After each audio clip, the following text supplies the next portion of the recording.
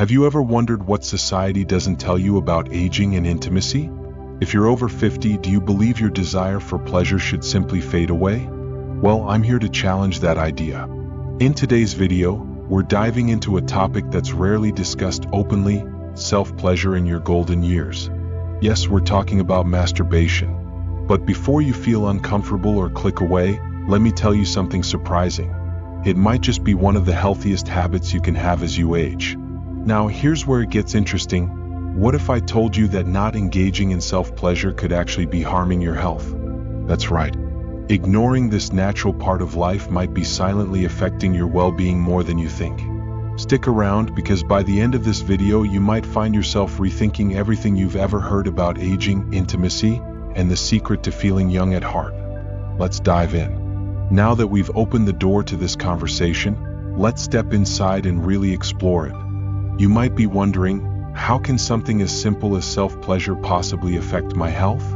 Well, the truth is, it plays a much bigger role than most people realize, especially as we get older. First, let's talk about the physical benefits. As we age, our bodies naturally go through changes. Our metabolism slows, muscles weaken, and even our circulation isn't what it used to be. But here's the surprising part. Regular self-pleasure can actually help counteract some of these effects. Masturbation increases blood flow to the pelvic region, which is essential for maintaining healthy tissues and preventing conditions like vaginal atrophy in women and erectile dysfunction in men. It's like giving your body a mini workout without even leaving the comfort of your home. But it's not just about circulation. When you engage in self-pleasure, your body releases endorphins, those feel-good chemicals that boost your mood and reduce stress. Think of it like nature's very own antidepressant. Many older adults experience feelings of loneliness or anxiety as life circumstances change. Maybe kids have we've talked about the science, shared personal stories, and even tackled some of the uncomfortable truths about self-pleasure in later life. But now it's your turn. What does all this mean for you? Maybe you've already embraced this part of yourself, or maybe today's video has challenged some long-held beliefs. Either way, I want you to take a moment to reflect. Ask yourself, am I fully connected to my body and my desires? If not, what's holding you back? Is it society's expectations? Fear of judgment? Or maybe just old habits that are hard to break? Here's my challenge to you: start the conversation. Whether it's with a partner, a close friend, or even right here in the comments, let's break the silence around this topic. The more we talk about it, the easier it becomes for others to embrace their own journey without shame or embarrassment. And if this video resonated with you, don't forget to like, share, and subscribe. Your support helps us reach more people who might need to hear this message. Plus, it keeps these important conversations going. Before you go, drop a comment below. What's one thing you learned today that surprised you? I can't wait to read your thoughts and hear your stories. Remember, pleasure doesn't have an expiration date. It just evolves, just like we do. Thank you for watching, and I'll see you in the next video. D out, retirement feels isolating, or you've lost a partner. Masturbation isn't just a physical act. It's a way to connect with yourself, offering both comfort and relaxation during these emotional shifts. Let me share a quick story. Joan, a 68-year-old widow, once shared that after her husband passed, she felt disconnected from her body and her identity as a woman. For years, she believed intimacy was something that ended with her marriage. But after a conversation with a close friend, Joan decided to reclaim that part of herself. She started small, learning what brought her comfort and joy again. Over time, she noticed she wasn't just feeling better physically. Her self-esteem improved, and she felt more confident in other areas of her life too. Joan's story isn't unique. Many older adults find that embracing their sexuality leads to a renewed sense of self-worth. Now, you might be thinking, okay, that sounds good, but isn't this something for younger people? That's a common myth, and it couldn't be further from the truth. Sexual desire doesn't disappear with age, it evolves. While the frequency or intensity of desire might shift due to hormonal changes, the capacity for pleasure remains. In fact, many people report that their experiences in later life are even more fulfilling because they're free from the pressures and insecurities that often come with youth. There's no rush, no need to perform, just pure personal enjoyment. Let's talk about sleep. How many of you struggle with restless nights?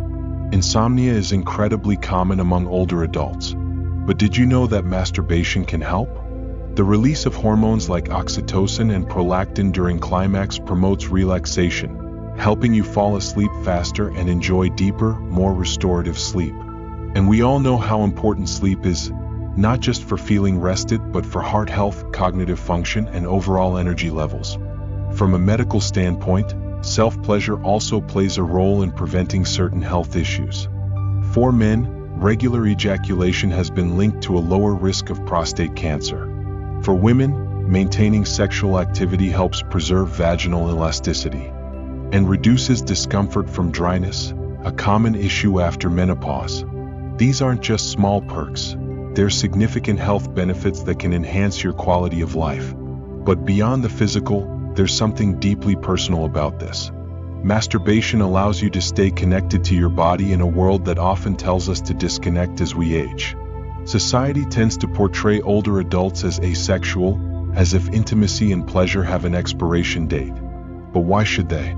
Your body at any age is capable of giving and receiving joy. Let me ask you this: when was the last time you felt truly connected to your own body? Not just in passing, but really appreciating what it can still do? Self-pleasure is a form of self-care, a reminder that your body is still vibrant, still capable, and still deserving of love and attention. But here's the twist: what if not embracing this natural part of yourself could actually lead to negative consequences?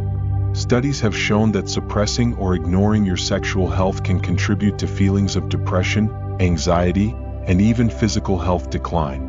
It's not just about missing out on pleasure, it's about missing out on a vital part of your overall well-being. Think about it this way: when we neglect our need for connection, whether with others or with ourselves, we start to feel disconnected from life itself. And that can manifest in ways we don't expect. Low energy, increased stress, even weakened immunity. Your body and mind are deeply linked, and nurturing one helps strengthen the other. So, the question isn't whether self-pleasure is appropriate as we age. The question is, why wouldn't it be? If it improves your mood, helps you sleep, supports your health, and reconnects you with your body, why let outdated beliefs hold you back? Now, I know this might feel like a lot to take in, and some of you might even feel a little uncomfortable hearing all of this. That's okay. It's normal. But I encourage you to sit with that discomfort for a moment and ask yourself, why do I feel this way? Is it because you genuinely believe this isn't important, or is it because society has taught us to stay silent about these things? I'd love to hear your thoughts. Do you agree that intimacy and pleasure are important at any age, or do you think it's something that should be left behind in youth? Drop your comments below. I'm really curious to hear your experiences and opinions. And don't worry, we're just getting started. In the next part of this video, we're going to dive deeper into how embracing self-pleasure can lead to emotional healing, increased confidence, and even stronger relationships. Not just with yourself, but with others too. You won't want to miss it. Let's keep going. Now that we've explored the science, let's get personal. Have you ever felt like you've lost a part of yourself as you've gotten older? Maybe it's your energy, your confidence, or even your sense of identity. Aging can do that. But here's the thing. What if I told you that reconnecting with your body through self-pleasure could help you rediscover who you are? It might sound surprising, but self-pleasure isn't just about physical gratification. It's about reclaiming your sense of control and confidence. Think about it. As we age, so many things feel out of our hands. Our health changes, relationships shift, and sometimes we feel like passengers in our own lives. But self-pleasure is one thing that remains entirely yours. It's an act that's completely in your control, a moment where you get to say, "This is for me." Let me share a story. Tom, a 72-year-old retired teacher, struggled with feeling invisible after retiring. His days felt repetitive, and he admitted to feeling disconnected from his body and desires. After reading an article about the benefits of maintaining intimacy in later years, he decided to try something he hadn't done in decades. He reintroduced self-pleasure into his routine. At first, he felt silly, even embarrassed. But over time, he noticed something remarkable. His confidence returned. He started feeling more alive. And that newfound confidence spilled over into other areas of his life. He joined social clubs, started dating again, and even took up new hobbies. all because he reconnected with a part of himself that society told him to ignore. But Tom's story isn't unique. In fact, it highlights something that many people experience but are too afraid to talk about: the idea that our bodies are still capable of pleasure and connection no matter our age. And yet, society often sends the opposite message. How many times have you heard, "You're too old for that," or "Isn't that something for younger people?" This kind of thinking can make us feel ashamed of something that's not only natural but beneficial. Here's the plot twist: not everyone sees this as empowering. Some people argue that focusing on self-pleasure in later years is a sign of loneliness or even desperation. They say, "At your age, shouldn't you be focusing on more meaningful things?" But who decides what's meaningful? Why should we separate physical intimacy from emotional fulfillment? After all, isn't taking care of your body and mind one of the most meaningful things you can do? And let's be honest, there's a certain freedom that comes with age. You've lived through the pressures of youth, the demands of work, raising a family, and meeting societal expectations. Now you have the opportunity to focus on you. And part of that is embracing all aspects of your well-being, including your sexuality. But I get it, this is a topic that makes people uncomfortable. That discomfort comes from years of being told that sex, intimacy, and pleasure have a shelf life. But they don't. In fact, many people report that their experiences with self-pleasure and intimacy in later life are even more fulfilling because they're free from the insecurities and expectations of youth. There's no rush, no need to perform, just pure personal enjoyment. So let me ask you this: when was the last time you felt truly connected to your own body? Not just in passing, but really appreciating what it can still do. Self-pleasure isn't just about physical sensations. It's about self-acceptance, about honoring your body for everything it's been through and everything it can still offer. Here's a question for you. Do you think reconnecting with your body is selfish, or is it a form of self-respect? Drop your thoughts in the comments. I bet we'll have some different opinions, and that's exactly the conversation we need to have. Let's address the elephant in the room. Why is society so uncomfortable talking about self-pleasure, especially for older adults? We live in a world that celebrates youth and often ignores or even shames intimacy in later life. But here's the truth: this mindset isn't just outdated, it's harmful. For decades, the media has portrayed sexuality as something that belongs to the young. Think about it. When was the last time you saw a movie or TV show where someone over 60 was portrayed as sexually confident or even interested in intimacy? It's rare, right? Instead, we're shown images of older adults as grandparents, caregivers, or wise mentors, roles that completely ignore their personal desires and needs. This narrow portrayal sends a dangerous message.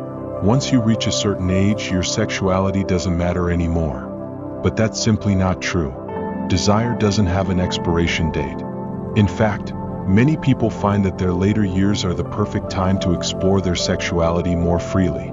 Without the pressures of raising kids or managing demanding careers, there's more space to focus on personal fulfillment. And yet, the stigma around older adults and self-pleasure persists. Let me introduce you to Marianne, a 65-year-old who spent most of her life believing that sexual pleasure was something you left behind after menopause.